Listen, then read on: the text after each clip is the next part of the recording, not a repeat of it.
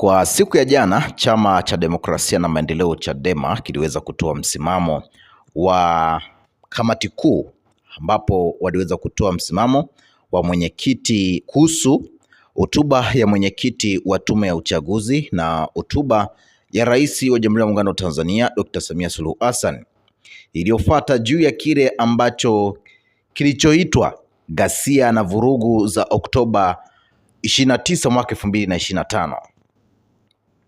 Sasa Chadema wao walikuja na mambo kadhaa kama msimamo wa kile ambacho waliona kwamba kinafaa kuwekwa sawa ili Watanzania waweze kuelewa ni yapi yanaendelea hapa nchini Tanzania. Sasa wao walisema kwamba taarifa kwa umma, alafu wakasema kwamba msimamo wa kamati kuu ya Chama cha Demokrasia na Maendeleo Chadema juu ya hotuba ya mwenyekiti wa Tume ya Uchunguzi na hotuba ya Rais wa Jamhuri ya Muungano wa Tanzania Dr. Samia Suluhu Hassan iliyofuata juu ya kile kilichoitwa ghasia na vurugu za Oktoba 29 mwaka 2025. Sasa hapa wakaanza kutoa misimamo yao. Moja, wakasema kwamba mnamo tarehe 28 na tarehe 29 Aprili mwaka 2026 kamati kuu ya Chama cha Demokrasia na Maendeleo Chadema ilikutana kwa mara ya kwanza kutokea kuondolewa kwa zuio alamu na batili lililokuwa limewekwa dhidi ya Chadema na Jaji Hamidu Mwanga kupitia kesi ndogo nambari 8960 ya mwaka 2025 iliyofunguliwa na Saidi Isa Ahmed Rashidi na Anacom. Wakati ikiendelea na kikao chake mnamo usiku wa tarehe 28 Aprili mwaka 2026, kamati kuu ilipokea taarifa ya kufariki kwa Anacom na hivyo kuifanya kesi hiyo kubaki na walalamikaji wawili. Zuio hilo alamu lililosababisha chama cha Chadema kushindwa kufanya kazi kwa siku 309 hadi lilipoondolewa na mahakama ya rufaa kupitia kesi ya mapitio nambari 1234 za mwaka 2026. Lakini namba 2 wakazungumzia kwamba zuio hilo liliwekwa kwa makusudi kabisa ili kuweza kuzuia Chadema isifanye shughuli za kisiasa katika mwaka wa uchaguzi mkuu, na huu ulikuwa ni mkakati uliosukwa na kutekelezwa kwa ushirikiano mkubwa na hao walioitwa walalamikaji, ofisi ya msajili wa vyama vya siasa na mahakama. Ni aibu na fedheha kubwa kuwa hata baada ya zuio hilo alamu kutolewa mnamo tarehe 14 Julai mwaka 2025, naibu msajili wa mahakama kuu na msajili mdogo wa Dar es Salaam aliandika barua yenye kumbukumbu namba shauri dogo nambari 8960 ya mwaka 2025 ikionyesha kuwa amri hiyo iliwagusa na kuwabana viongozi na wanachama wote wa Chama cha Demokrasia na Maendeleo Chadema. Lakini jambo la tatu waliweza kuongelea matokeo ya mamilioni ya Watanzania ambao ni wanachama na wafuasi na wapenzi wa Chama cha Demokrasia na Maendeleo Chadema, ambao ni chama kikuu cha siasa hapa nchini. Walinyimwa haki ya kuweza kufanya siasa ambao ni haki yao kikatiba kwa mujibu wa ibara ya 20, 21, 29 kwenye mabano 1 na 2 na hadi kwenye mabano 5 za katiba ya Jamhuri ya Muungano wa Tanzania. Lakini jambo la 4 waliweza kuzungumzia kabla ya hapo kwamba mnamo tarehe 9 Aprili mwaka 2025 mwenyekiti wa Chama cha Demokrasia na Maendeleo Chadema ndugu Tundu Antipas Lissu alikamatwa huko Mbinga mkoani Ruvuma siku iliyofuata tarehe 10 mwezi wa 4 mwaka 2025. Alifunguliwa kesi 2 za jinai ikiwa ni pamoja na kesi kubwa kushinda zote katika nchi yetu ya uhaini. Hadi kamati kuu inakutana, ndugu Tundu Antipas Lissu amekuwa nguvuni katika gereza kuu la Ukonga kwa mwaka mmoja na siku 22. Lakini jambo la tano waliweza kuzungumzia kamati kuu ni kwamba kamati kuu imesema kuwa kitendo cha tume ya Jaji Chande kutaja vyanzo vya matukio ya Oktoba 29 mwaka 2025 kuwa ni madai ya muda mrefu ya katiba mpya na mifumo mibovu ya kidemokrasia, ambapo hapo kwenye mabano wakaweka kama vile uchaguzi, ukosefu wa ajira, utekaji na utendaji usioridhisha wa taasisi za umma. Na baada ya kutaja vyanzo hivyo ikaachana navyo, ikajikita kuongelea vile vilivyoita vichocheo. Ni ushahidi wa kukosa kabisa umakini, kwani vyanzo hivyo ndivyo msingi mkuu wa madai ya wananchi kwa zaidi ya miaka 34, na ulipofika muda wa uchaguzi viligeuka kuwa vichocheo vya wananchi au kwa wananchi kuweza kufanya maandamano kudai vitu hivyo ambavyo wamekuwa wakividai kwa muda mrefu bila kusikilizwa. Walipopuuza madai hayo kwa kila aina ya mbinu katika kipindi chote hicho, ndicho kilichosababisha madhara yaliweza kutokea mnamo tarehe 29. Lakini Chadema jambo la 6 wakazungumzia kwamba kamati kuu inaona kama au kuwa vichocheo halisi vya migogoro vilikuwa ni kasoro za msingi katika mfumo wa uchaguzi, zikiwemo madai ya uporaji wa kura, ukosefu wa uwazi katika usimamizi wa uchaguzi, pamoja na matumizi ya nguvu kupita kiasi na vyombo vya dola dhidi ya wananchi waliokuwa wakidai haki zao kwa amani. Katika mazingira haya, kauli mbiu za kisiasa zilikuwa ni dalili ya tatizo, si chanzo chake. Kwenye msimamo wao namba 6 wakawa wameishia hapo, lakini wakaenda namba 7 wakasema kwamba kamati kuu inasema kuwa kwa sababu kuu ya mauaji makubwa katika historia ya Tanzania ni mabovu na alamu ya Samia Suluhu Hassan na Chama cha Mapinduzi. Samia na CCM walikataa kwa makusudi, wakiwa wamejaa giriba, kejeli, dharau na ulevi wa madaraka, kukubali kuweza kufanya kwa mabadiliko muhimu katika katiba ya Jamhuri ya Muungano wa Tanzania na sheria zote zinazohusu uchaguzi ili kuhakikisha kuwa nchi yetu inafanya chaguzi zilizo huru na haki. Chadema ilikutana na Samia mnamo tarehe 22 Mei mwaka 2022 kwa kumweleza kasoro kubwa katika mfumo mzima wa uchaguzi wa nchi yetu, na hii ni kutokana na chaguzi haramu za mwaka 2019 na mwaka 2020 ambapo Tume ya Taifa ya Uchaguzi na TAMISEMI ziliwaingua wagombea karibu wote wa upinzani. Pia Chadema ikamweleza wazi kuwa katika uchaguzi mkuu wa mwaka 2020 wagombea wengi wa vyama shindani ikiwemo Chadema walienguliwa na Tume ya Taifa ya Uchaguzi, polisi na usalama wa taifa walishirikiana na CCM kuweza kupora uchaguzi.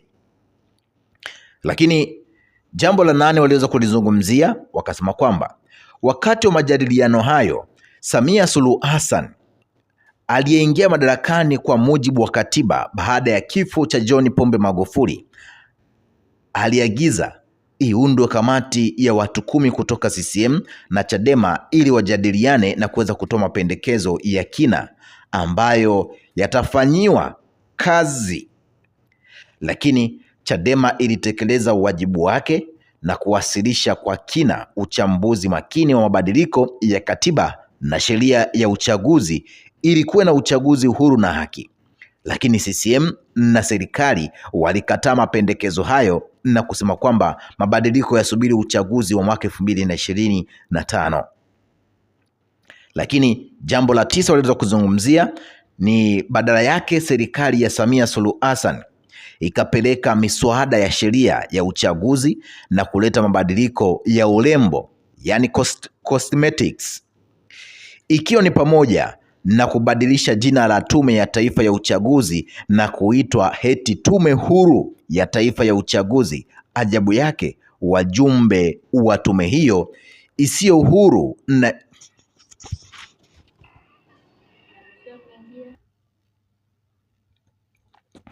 sasa pointi ya 9, Chadema au kamati kuu ya Chadema ikasema kwamba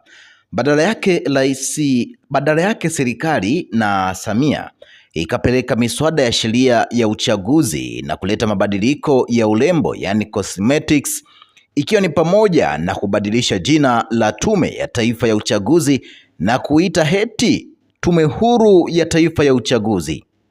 Ajabu yake, wajumbe wa tume hiyo isiyokuwa huru na isiyofuata wala kuzingatia haki, usawa na ukweli, wakiongozwa na Jacobo Mbegere na Mbaruku Salim Mbaruku na wajumbe wengine, akiwemo aliyewahi kuwa katibu mwenezi wa CCM Omari Ramadhani Mapuri, wao walikuwa hawaguswi na matakwa ya sheria hiyo juu ya uteuzi wao, kwani sheria hiyo ilisema kuwa wataendelea kutumikia nyadhifa zao hadi pale muda wao utakapofikia mwisho. Lakini katika msimamo wa 10 waliweza kuonyesha Chadema kupitia kamati kuu iliyoketi mnamo tarehe 28 na tarehe 29 mwezi wa 4, wamesema kwamba mnamo mwaka 2024 Novemba, CCM na Samia Suluhu Hassan wakiwa wamejaa kiburi na jeuri kubwa, waliendesha uchaguzi wa serikali za mitaa kama ambavyo walifanya mwaka 2019 na waliwaingua karibu 90% ya wagombea wa vyama vya ushindani ikiwemo Chadema. CCM kupitia TAMISEMI iliyokuwa ikiongozwa na Mohamed Mchengerwa ambaye ni mkwe wa Rais Samia Suluhu Hassan ilijitangazia ushindi wa 99.1%, yaani katika uchaguzi wa serikali za mitaa mwaka 2024 CCM ilishinda kwa 99.1%. Sasa sijajua hiyo 0.9 walimwachia nani, lakini twende katika pointi ya 11. Wanasema kwamba ikumbukwe kuwa kwa muda wote tokea mwaka 1992 hadi mwaka 2025 serikali ya CCM imekuwa ikikwepa kufanyika kwa mabadiliko ya katiba na sheria za uchaguzi kama ambavyo ilipendekezwa na tume ya Jaji Francis Nyarari, tume ya Jaji Robert Kisanga na tume ya Jaji Joseph Sinde Warioba.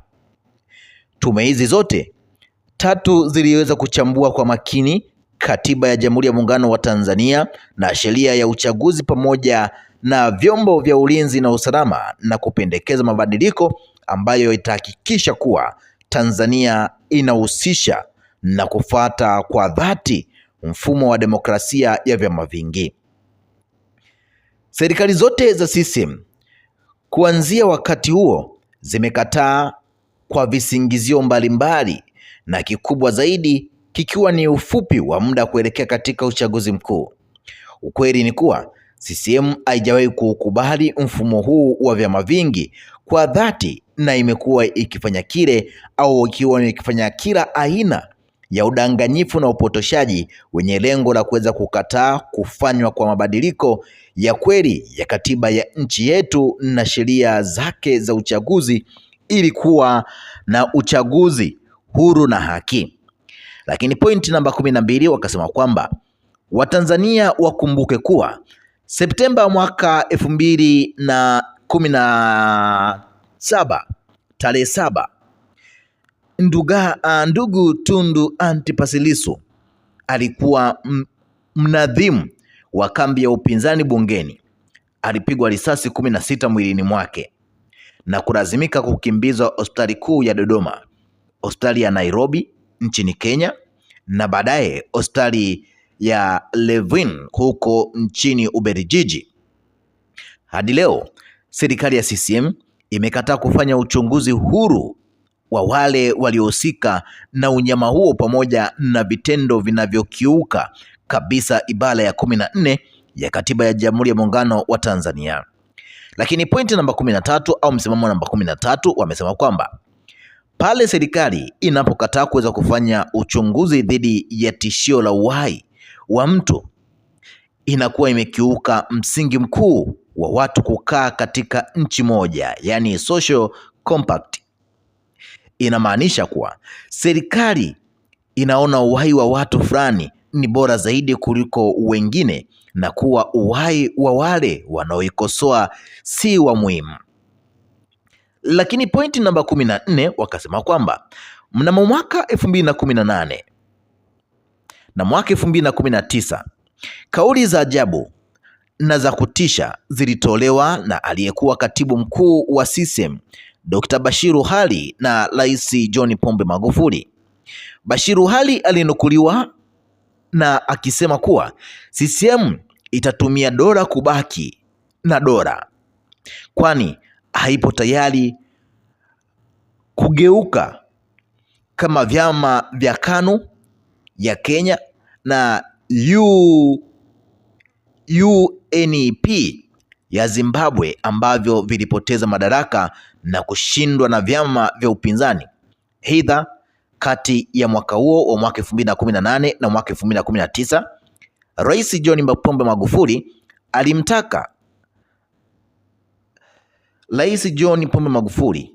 alimtaka aliyekuwa mkurugenzi wa wilaya ambao pia ni wasimamizi wa uchaguzi watakaomtangaza mpinzani kushinda watatenguliwa.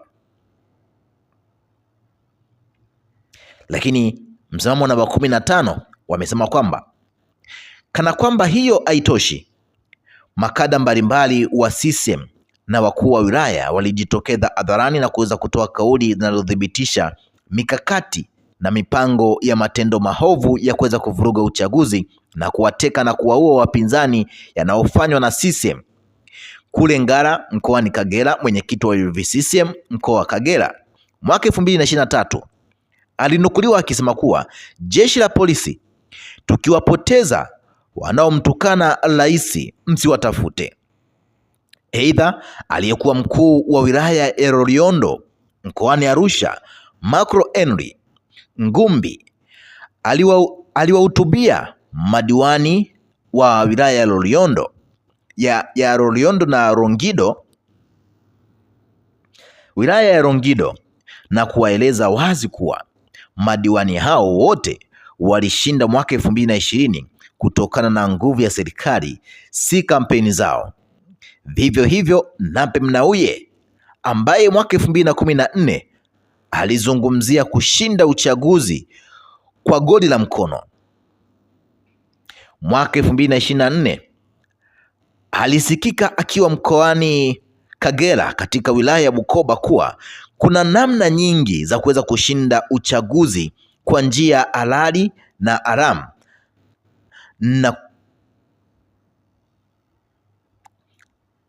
na ukitumia njia haramu baadaye unaenda kutubu. Lakini akiwa mkoani Arusha, kiongozi mmoja wa UVCCM alisikika akijinasibu katika mkutano wa CCM mkoani Arusha kuwa yeye ndiye aliyekuwa kiongozi wa chinja dhidi ya wapinzani, yaani kwamba alikuwa anaongoza genge la watu waliokuwa wakichinja watu mkoani Arusha. Lakini pointi namba 16 wamesema kwamba aidha Herbert Charamira, mkuu wa mkoa Aram wa Dar es Salaam, alinukuliwa akisema kuwa nimesoma kwenye mitandao, wapo vijana wenzetu makada wa vyama vya siasa wanasema kuwa tarehe 29 mwezi wa 10 siku ya uchaguzi wataandamana, watafanya fujo. Wengine wanasema kwamba wataenda kuchoma sijui vituo vya mafuta. Mimi naomba niwaeleze ukweli, ndugu zangu, Kongowe kuwa mji wenu huu wa Dar es Salaam uko salama sana, wala msije mkaogopa kitu chochote, hata kama wewe ndiye unayetaka kuweza kufanya, hata wewe wala usiogope. Wewe kama unataka kufanya wala usiogope, wala mtu asikutishie kwamba bwana wewe hacha, wewe nenda tu. Ukijaribu kile unachotaka kufanya,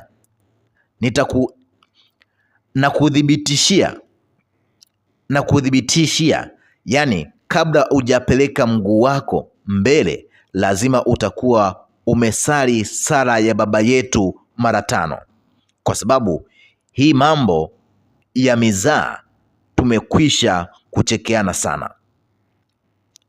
Hiyo pointi namba 16 au msimamo namba 16 wakawa wameishia hapo, lakini wakaja namba 17 wakasema kwamba si hapo tu.